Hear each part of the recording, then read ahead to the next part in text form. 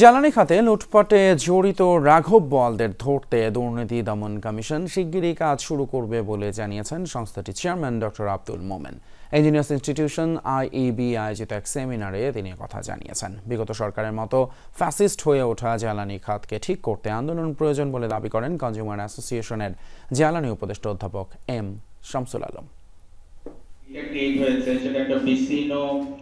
টেকসই, ন্যায়সঙ্গত এবং দক্ষ জ্বালানি ব্যবস্থা নির্ধারণের লক্ষ্য নিয়ে শনিবার বিকেলে সেমিনারের আয়োজন করে ইঞ্জিনিয়ার ইনস্টিটিউট আইইবি এর তড়িৎ কৌশল বিভাগ।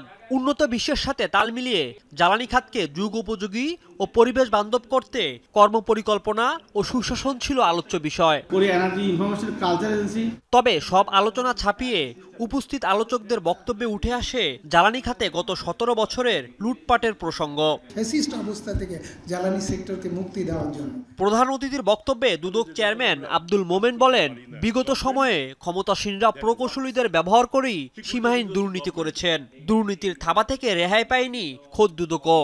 আমি এমন একটা প্রতিষ্ঠানে কাজ করি যে প্রতিষ্ঠানটা নিজেও দুর্নীতিগ্রস্ত। যদি করাপশন পারসেপশন ইন্ডেক্স সিপিআই এই দিয়ে বিচার করা হয়, এখন যদি শুধু আমার প্রতিষ্ঠানের দিকে যদি আমরা ওই হিসেবটা করি, আমার ধরুন আমরা উপরের দিকে থাকবো। বিদ্যুৎ খাতের প্লান্ডারার আমার কাছে এরকম শিগগিরই 16 জনের তালিকা আসবে, তাদের বেশ কয়েকজন বহাল তবিয়তে আছেন। এনার্জি সেক্টরের ডাকাত যারা, আপনারা তাদের ধরেন। এদিকে যারা বিগত সময়ে জ্বালানি খাতকে কলুষিত করেছেন কিন্তু এখনো পালিয়ে যেতে পারেননি, এমন ব্যক্তিদের বিষয়ে ব্যবস্থা নিতে আইইবি সহযোগিতা করবে বলে জানান সংগঠনটির সভাপতি।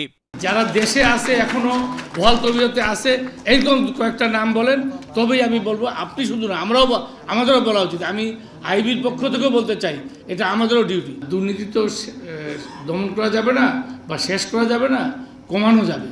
আসলে কমানোটাই আমরা শুরু করতে চাই। আলোচনায় বিগত সময়ে জ্বালানি খাতের মতো একটি সেবা খাত থেকে সরকার নিজেই ব্যবসা ও লুটপাট করেছে বলে অভিযোগ করেন ক্যাবের জ্বালানি উপদেষ্টা অধ্যাপক এম শামসুল আলম। সরকার নিজে ব্যবসায়ী হয়ে গেল। এটা ভাবা যায় যে সরকার ব্যবসা করে এবং মানুষের কাছ থেকে লুণ্ঠন করে ব্যবসায়ের নামে? সরকার এই খাতে লুণ্ঠন করে এবং ভয়ঙ্কর লুণ্ঠন করে। কয়েকদিন আগে আপনারা দেখেছেন যে কিভাবে এই সেক্টরের মুনাফার টাকা লুট হচ্ছে এবং সেই লুটটা অন্যায়, অবিচার, এরকম লুণ্ঠন অবৈধ, একথা বলার লোক নেই।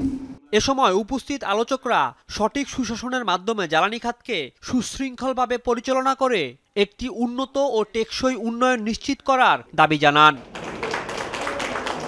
রাজীব আহমেদ, যমুনা নিউজ, ঢাকা।